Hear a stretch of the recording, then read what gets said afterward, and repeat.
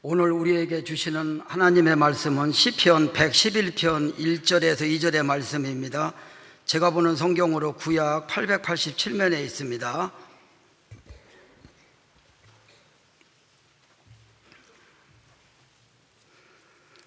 다 함께 합독하시겠습니다. 할렐루야. 내가 정직한 자들의 모임과 회중 가운데에서 진심으로 여호와께 감사하리로다. 여호와께서 행하시는 일들이 크시오니 이를 즐거워하는 자들이 다 기리는도다. 아멘. 여러분 반갑습니다. 2년 만에 다시 섰습니다. 이 강단에 선 것이 오늘까지 한 3번 정도 되는 것 같습니다. 겨울 저녁 시간 쉬고 싶은데도 예배하러 나오신 여러분 사랑합니다. 우리 특히 찬양대원 여러분 사랑하고 축복합니다. 온라인으로 함께 하시는 분들도 사랑합니다. 교회에서 가장 많이 쓰는 말 중에 하나가 할렐루야일 겁니다. 시편에 자주 나오고 찬송가, 합창곡 가사에도 많이 나옵니다. 또 어떤 교회는 인사말이 할렐루야죠. 제가 전에 섬겼던 교회가 송탄 신흥교회인데 그 교회는 전화할 때도 할렐루야 장로님 오늘 오시나요? 지금도 그때 같이 교육자 생활을 했던 분들은 지금도 할렐루야로 인사를 시작을 합니다. 어떤 분은 마트에서 계산하기 위해서 줄을 섰는데 자기 줄 진도가 제일 빠르면 할렐루야 외치기도 합니다. 천안중앙교회 2년 만에 다시 와보니까 주차된 차가 굉장히 많이 있더라고요. 여기서도 아마 접촉사고가 일어난 적이 있을 것 같아요. 실제로 있었던 얘기입니다. 어느 교회 주차장에서 어느 차가 살짝 이미 주차된 다른 차를 긁었는데 들키지 않게 해주신 하나님께 감사한다고 할렐루야. 그래도 되나 싶었는데 심지어 여기 주승중 목사님 부흥 강사로 오시잖아요. 부흥 강사님 옆에 모시고 이제 딱 가는데 저기 그랜저 긁힌 거 보시죠? 제가 몇 주 전에 긁었는데 아직까지도 안 들키게 해주신 하나님께 감사합니다. 부흥 강사님에게 이렇게 대놓고 할렐루야 찬양 감사한다고 얘기를 했다고 해요. 여러분 할렐루야가 무슨 뜻이죠? 기분 좋을 때 아싸 이런 뜻인가요? 할렐루야가 무슨 뜻이죠? 할렐루야는 너희는 여호와를 찬양하라, 여러분은 여호와를 찬양하십시오 라는 명령입니다. 우리 시편 111편을 펴놓고 계세요. 시편 111편은 바로 이 찬양하라고 하는 명령으로 시작을 합니다.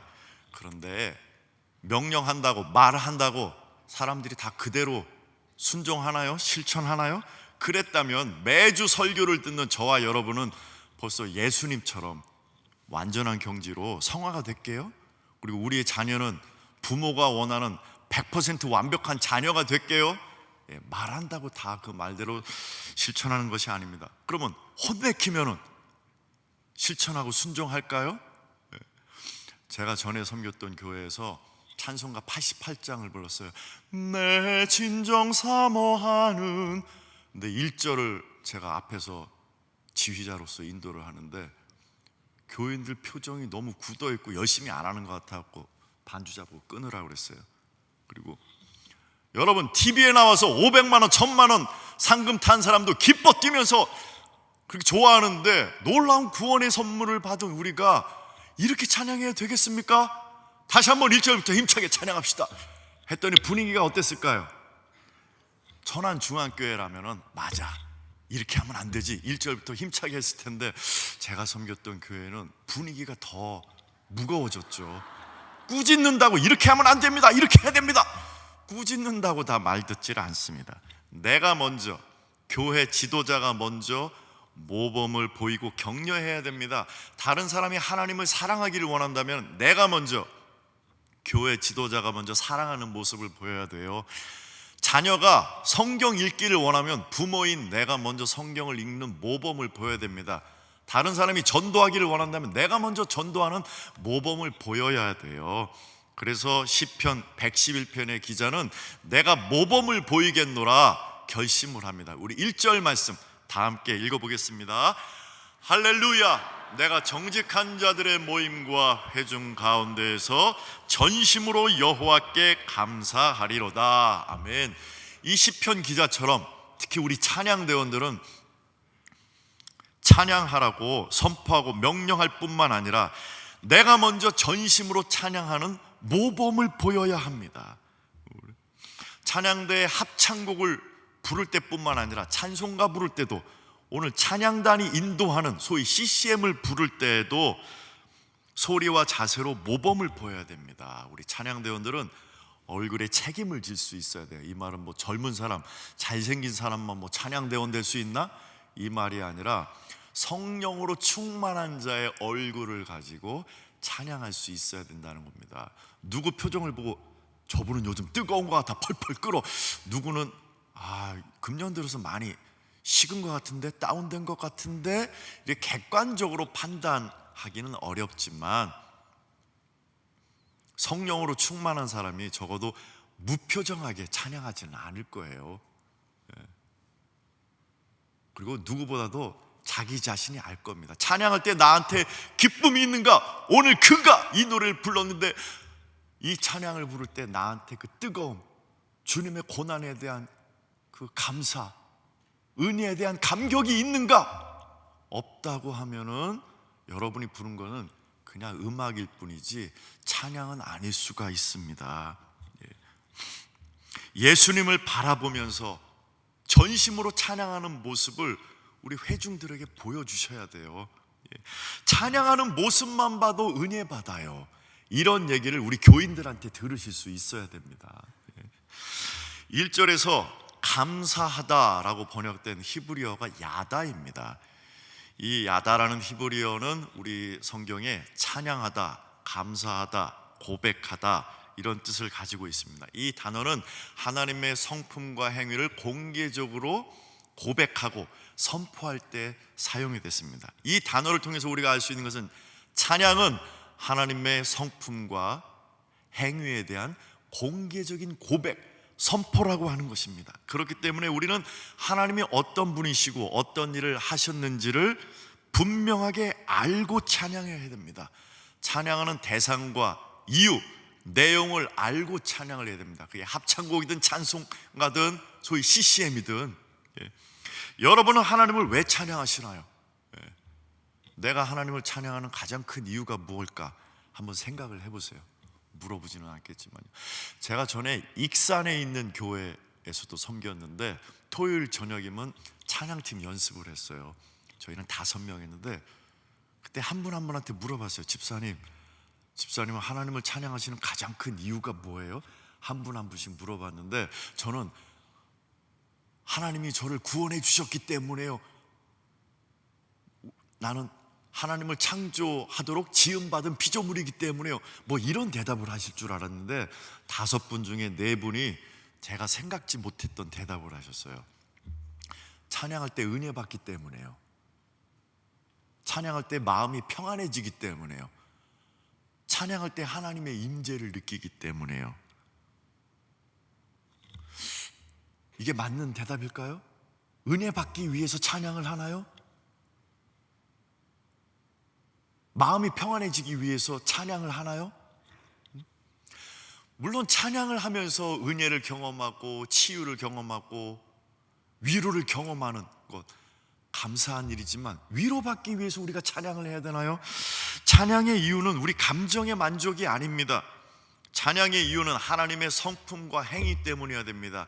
하나님이 거룩하시기 때문에, 전능하시기 때문에, 신실하시기 때문에, 자비로우시기 때문에, 또 우리의 창조주요, 구원자요, 목자요, 인도자요, 보호자요, 치료자이시기 때문에 우리는 상황과 관계없이, 내 감정과 상관없이 하나님을 영원히 찬양해야 되는 겁니다. 할렐루야! 찬양은 하나님에 대한 공개적인 고백이요 증거입니다. 그래서 하나님의 은혜와 사랑을 깨달아서 감사와 감격을 가지고 확신 있게 고백을 해야 됩니다. 여러분의 찬양하는 모습은 어떤가요? 우리 찬양대원들 특히 어떤 모습으로 찬양하시나요? 가사가 그냥 그렇게 돼 있기 때문에 그냥 부르시나요? 아니면 나의 고백으로 부르시나요? 어떤 것 같다, 어떻다고 하더라, 이것과 어떻다, 이건 다릅니다. 듣는 사람의 느낌이 달라요.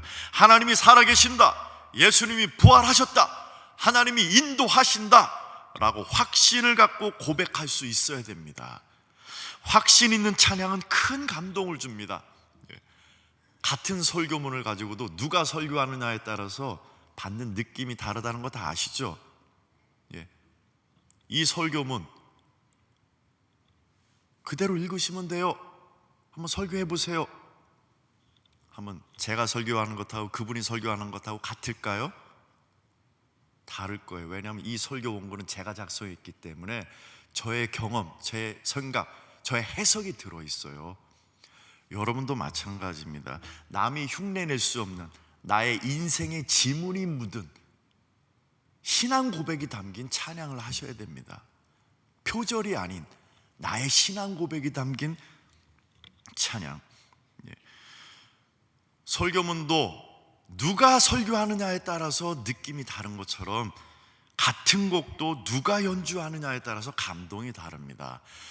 시편 111편 기자는 어떻게 감사하고 찬양하겠다고 1절에서 얘기를 하죠?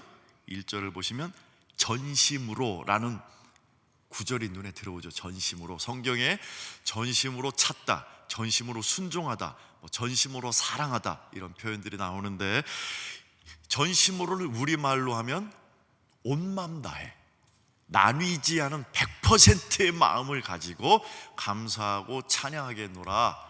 오늘 시편 111편 기자는 고백을 합니다. 그런데 우리가 기도할 때나 찬양할 때 지금 이 설교 시간에도 딴 생각이 들기가 얼마나 쉬워요. 조금만 방심하면 우리의 마음은 시공간을 초월해서 자유롭게 여행하는 거 다 아시잖아요. 지금 얼굴은 저를 보고 있는 것 같은데 어떤 분은 지금 오늘 예배 후 밤에 뭐 할까 이 생각하시는 분이 있고, 내일 아침 일, 다음 주일, 아니면 어떤 분은 오늘 오전 일을 지금도 생각하시는 분이 있을 수 있고, 어떤 분은 지금 마음이 침대에 가 계신 분, 소파에 가 계신 분, 주방에 가 계신 분, 마트에 가 계신 분, 휴가지에 가 계신 분, 다양한 거 다 아시잖아요. 요 1시간 마음을 온전히 집중하기가 쉽지 않습니다. 찬양을 하든 기도를 하든 우리의 걱정거리와 우리의 주의를 산만하게 하는 모든 것들을 다 내려놓고 예배의 대상, 찬양의 대상이신 하나님께 집중할 때 우리는 우리의 마음을 지킬 수가 있습니다. 마음이 없이 예배 행위만을 할 때 그 예배는 헛됩니다. 하나님께서는 마음이 떠난 유대인들의 예배를 다음과 같이 질책하십니다. 우리 마태복음 15장 8절 9절 말씀 함께 읽습니다. 이 백성이 입술로는 나를 공경하되 마음은 내게서 멀도다. 사람의 계명으로 교훈을 삼아 가르치니 나를 헛되이 경배하는도다. 입으로는 찬양하고 기도하지만 마음이 떠나 있기 때문에 이런 예배는 하나님이 받지 않으시는 헛된 예배입니다. 헛되이 경배하는도다. 헛되이 예배하고 찬양하는도다. 여러분, 헛된 찬양도 있어요. 헛된 예배도 있습니다. 마음이 떠나 있으면 아무리 음악이 화려하고 기도가 유창하고 헌금을 몇백만 원, 몇억 원 한다 하더라도 하나님께서 보시기에는 헛됩니다. 왜냐하면 음악이나 말이나 돈 자체가 예배가 아니기 때문입니다. 음악에 국한해서 말씀을 드리면 이 성대, 입술, 악기를 연주하는 손과 발은 우리의 영혼, 우리의 마음의 찬양을 표현하는 수단입니다. 목소리가 좋지 않으신 분이 지금까지 지내온 것 곡조 무시하고 박자 무시하고 찬양해서 옆 사람은 왜 저렇게 부르실까 이렇게 여길지 모르겠지만, 마음을 다해서 찬양을 했다면은 비록 음치가 부르더라도 하나님께서는 기뻐 받으실 것입니다. 반면에 아무리 전공자가 훌륭하게 연주했다고 하더라도 마음이 떠나 있으면 그것은 헛된 찬양입니다. 찬양합니다, 사랑합니다 라는 가사를 노래한다고 해서 다 하나님이 기뻐 받으시는 참된 찬양은 아닙니다. 하나님은 우리 모두, 특히 우리 찬양대원이 전심으로 찬양하기를 원하십니다. 할렐루야! 아멘. 우리 찬양대원 여러분은 성가곡을 부를 때마다 전심으로 찬양하시나요? 오늘 어떠셨어요? 오늘 그가라는 노래 처음 불러보신 분도 있다면서요? 처음 불러보신 분들 연습 충분히 하셨나요? 쉽지 않은 곡인데요. 연습 부족으로 인해서 악보 따라가기에 급급한 적이 있지는 않나요? 지휘자나 대원이나 모두 음악을 만드는 데만 열중해서 정작 찬양의 단계까지는 나가지 못하고 그냥 매주 어설픈 연주에 그치지는 않은가요? 성가 합창곡을 부르면서 알토, 테너, 베이스 음으로 부르면서 자신감에 넘쳐서 신앙 고백으로 전심으로 찬양한 적이 얼마나 자주 있나요? 저도 베이스로 부르는데 베이스로 부르면서 전심으로 부르기 쉽지 않습니다. 멜로디는 그나마 쉬운데 충분한 음악 연습과 깊이 있는 가사 묵상을 통해서 그 가사를 나의 신앙 고백으로 삼아 전심으로 찬양하기를 하나님은 원하십니다. 여러분, 오늘 한 200명 정도가 찬양을 하셨나요? 200명이 했더라도 하나님은 한 사람 한 사람의 독창을 들으세요. 묻어가면 되지, 립싱크하면 되지. 하나님은 한 사람 한 사람의 독창을 들으신다는 거예요. 이 거룩한 부담감을 가지고, 책임감을 가지고 모든 곡을 연습하시고 찬양을 해야 됩니다. 우리 회중 여러분은 어떤 자세로 오늘 그가라는 노래를 들으셨나요? 또 주일 예배, 수요 예배 때 찬양대의 음악을 어떤 자세로 들으시나요? 어떤 분은 음악 평론가 자세로 들으세요. 2부보다 3부가 좀 낫다. 오늘 왜 이렇게 테너가 음이 떨어지니? 연습이 부족한 것 같다. 평론가 자세로 들으시는 분이 있고, 어떤 분은 오늘 5분 이상짜리 긴 곡 해라. 스마트폰 펴고 여러 영상 보고 검색하고 뭐 보내고 하는 분이 있고, 어떤 분은 주보 교정파가 있어요. 신문수 위임 목사님 좋아하시지도 않는데 어디 오탄한 거 없나? 그래서 위임 목사님께 알려드리려고, 간사님한테 알려드리려고 주보 교정파, 그리고 우리 구역에 누가 왔나 확인하려는 분이 있는데, 여러분은 전심으로 들으셔야 됩니다. 회중은 전심으로 듣고 아멘으로 응답함으로써 단지 찬양대원들만의 찬양이 아니라 우리 모두의 찬양이 돼서 하나님께 올라가는 겁니다. 찬양대는 여러분 들으라고, 여러분 감동받으라고 연주하는 게 아닙니다. 여러분은 관객이 아닙니다. 비록 같이 노래하지는 않더라도 전심으로 들으심으로써 함께 찬양하는 것입니다. 우리 무반주로 다 같이 찬양할까요? 찬양하라 내 영혼아, 찬양하라 내 영혼아, 찬양하라 내 영혼아, 온 마음과 정성 다하여 다 찬양하라. 주님의 높고 위대하심, 주님의 높고 위대하심을 내 영혼이 찬양하네. 주님의 높고 위대하심을 내 영혼이 찬양하네. 할렐루야! 오늘의 시편 기자는 왜 언제 어디서나 전심으로 감사하고 찬양하겠노라고 결심을 하죠? 그 이유가 2절에 나와 있습니다. 우리 2절 말씀 함께 읽습니다. 여호와께서 행하시는 일들이 크시오니 이를 즐거워하는 자들이 다 기리는도다. 아멘. 하나님이 하시는 일이 크고 위대하기 때문에 나는 이런 공예배뿐만 아니라 가정예배 때도, 나 혼자 있을 때도, 누가 보지 않더라도 전심으로 감사하고 찬양하겠노라 결심을 합니다. 우리가 읽지는 않았지만 3절부터 9절까지 보면 하나님이 하신 크고 위대하신 일들이 언급되어 있습니다. 그러면 오늘날 우리는 어떻게 하나님이 행하시는 일이 크고 위대하다는 것을 깨달을 수 있을까요? 한 가지 조건만 살펴보겠습니다. 2절 맨 마지막에 나오는 단어입니다. 기리는 것입니다. 여기서 기린다라고 번역된 다라쉬라고 하는 히브리어는 자주 드나들다, 찾다, 탐구하다, 요구하다, 문의하다, 라는 뜻을 지니고 있습니다. 우리말 성경이 10가지 넘게